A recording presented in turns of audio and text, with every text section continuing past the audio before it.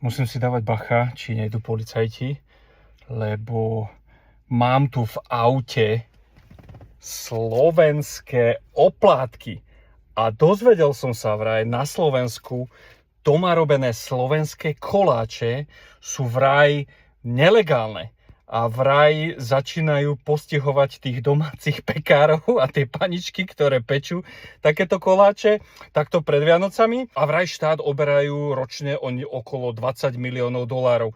To len tak pre porovnanie, to je asi toľko, koľko si jeden poslanec nakradne za jedno volebné obdobie. Tak aby ste mali trošku predstavu a vypočítajte si, koľko je tam tých poslancov. Tak a len tak pre porovnanie, ako to vlastne funguje tu v Amerike. Tu v Amerike je tzv. Cottage law. Cottage law znamená to, že čo sa dá doma upiecť, nejaký koláč alebo nejaká kukiska sa môže aj predávať. Môže sa to predávať online alebo na takých farmers marketoch. Musí to mať proper labeling, ako sa hovorí, takže musí tam byť vlastne napísané, že z čoho ten koláč alebo tá kukiska vlastne pozostáva, múka, cukor a tak ďalej.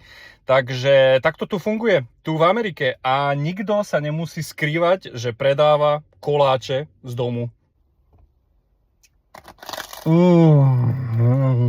Zakázané ovocie na Slovensku, tu v Amerike není problém.